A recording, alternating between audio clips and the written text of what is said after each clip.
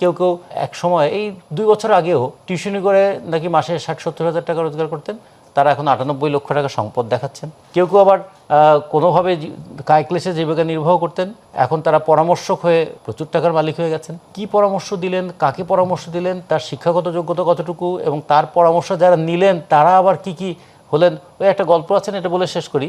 এক লোক নাকি তার বন্ধুকে গিয়ে বলছে, দোস্ত একটা বই লিখেছি, দারুণ বই, এই বইটা যদি প্রকাশ করতে পারি দারুণ একটা পরিবর্তন হবে। বলে এত দারুণ দারুণ বলছিস, বিষয়টা কি? বলে কোটিপতি হওয়ার সহজ উপায়। একটা বই লিখেছি, কিন্তু বইটা ছাপা পয়সা নেই, তো তুই যদি টাকাটা আমাকে দিতে পারতিস তাহলে আমি বইটা ছেপে ফেলতে পারতাম। যে কোটিপতি হওয়ার সহজ উপায় দেখাচ্ছে সে কিন্তু বই ছাপার পয়সা নেই তার কাছে। তো এইরকম আমরা ঘটনা দেখেছি।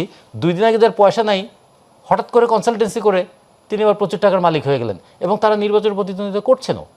এবং বলা যায় না, তাদের মধ্যে কেউ কেউ হয়তো বিজয়ী হবেন, বিজয়ী হয়ে পার্লামেন্টে গিয়ে আইন প্রণয়ন করবেন, কেউ কেউ মন্ত্রীও হবেন।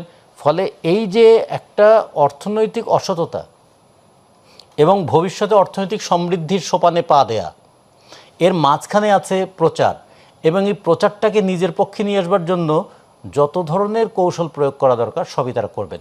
যদিও আমরা বলতে পছন্দ করি যে নির্বাচন একটা উৎসব, কিন্তু আসলে সেটা ঠিক উৎসব নয়।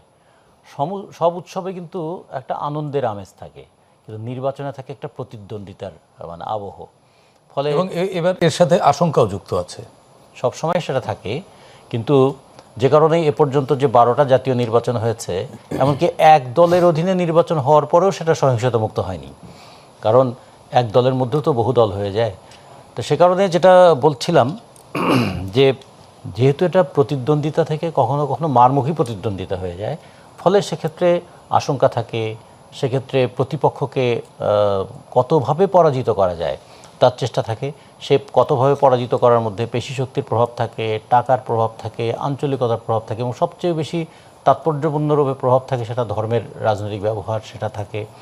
তার সঙ্গে এখন যুক্ত হয়েছে যে ডিজিটাল ডিভাইস ব্যবহার করে একটা ভুল অথবা ভুয়া তথ্যকেও সত্যের মতো করে উপস্থাপন করার দক্ষতা।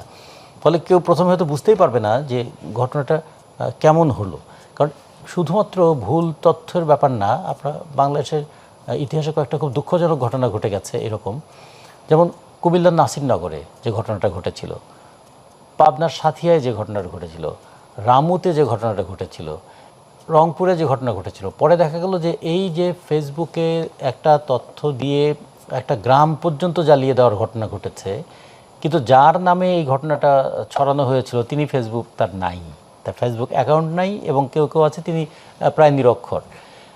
তো এগুলোর পরেও কিন্তু তার কোনো প্রতিবিধান হয় নাই। ফলে যখন সেগুলোই হয় নাই, এখন তো আরও অনেক বেশি এখানে টাকার খেলা চলবে। আপনারা জানেন যে